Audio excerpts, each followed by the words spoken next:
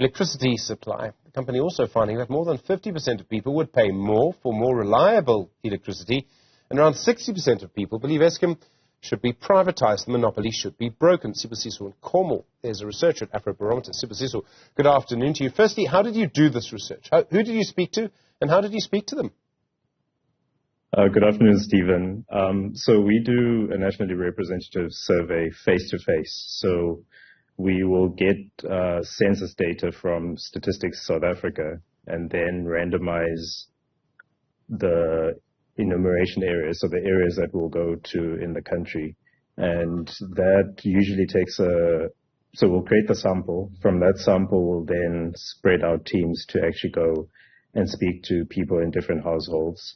This takes it's a 6-month process. We finished our survey in November. We conducted it in November, December, but the 6 months is also to prepare and so on. So you'll find our guys would go to the most remote places to the most urbanized and busy places. So we try to reach as much as possible where people are and to find out what do they think is going on politically, economically, and otherwise. Okay, so you asked about Eskom. I suppose it's no surprise, really, that nearly 90% of people think government's done a pretty terrible job. I mean, you would expect that, wouldn't you? Yeah, I mean, I probably experience load shedding 2 or 3 times in a day. So most people are very much aware of this happening to them. Is there any indication of whether people believe it will ever actually improve? Are people giving up hope that it will get better?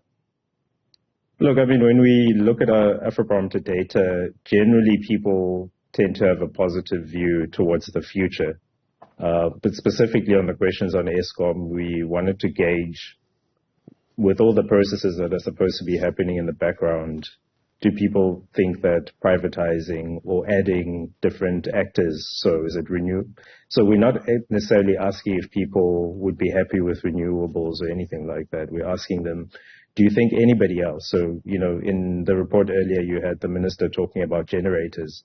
So everything that is possible to keep the lights on, people want, and they don't want Eskom in the way or government in the way.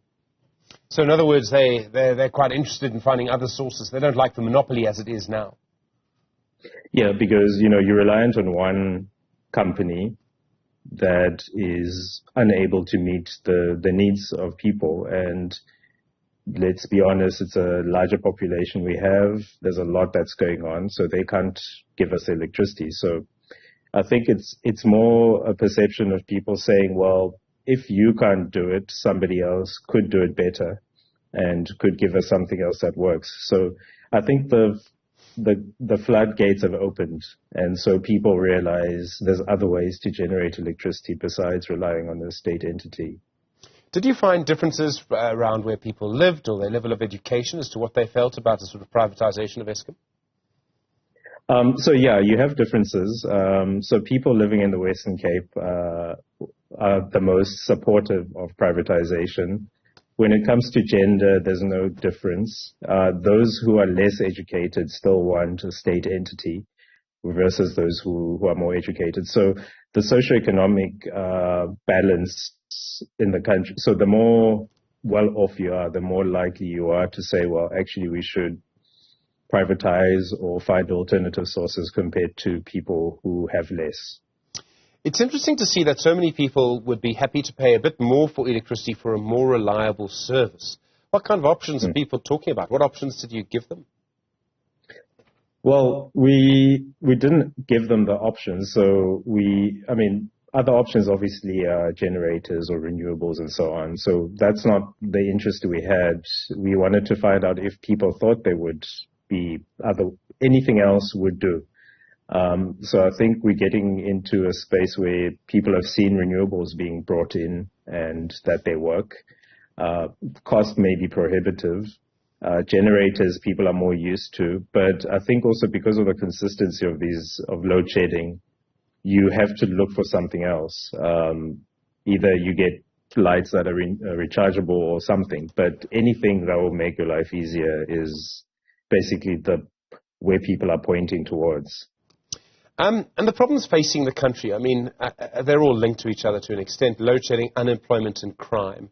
How do people see them? Do they see some as, maybe unemployment as a bigger problem than load shedding? So unemployment has consistently stayed at the top of the most important problems people are facing. Where there's been a shift is electricity rising up into the top 5. Education has dropped out of the top 5. It used to be top 3.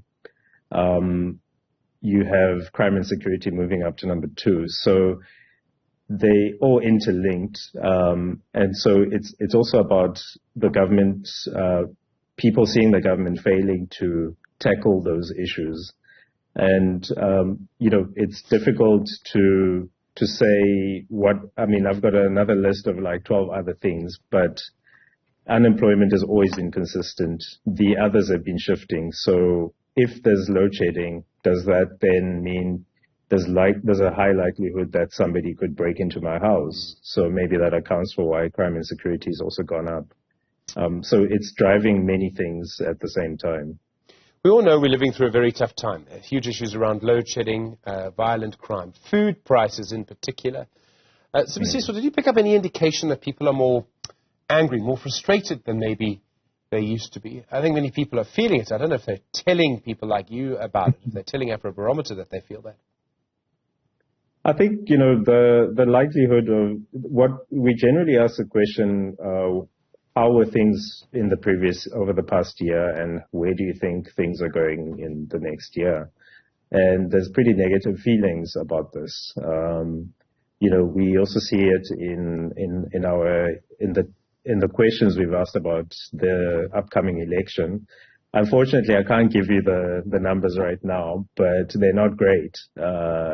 So there are many indications in the survey that things are not going in the right direction, and government needs to pay attention, because also, I guess, people are moving on in many ways. So if I'm going to be looking for alternative electricity, what else would I be looking at as an alternative? Do I need government to service certain things? Sibusiso Nkomo, thank you. A researcher at Afrobarometer. Really do appreciate the time. Fascinating to see what you are thinking about some of these issues.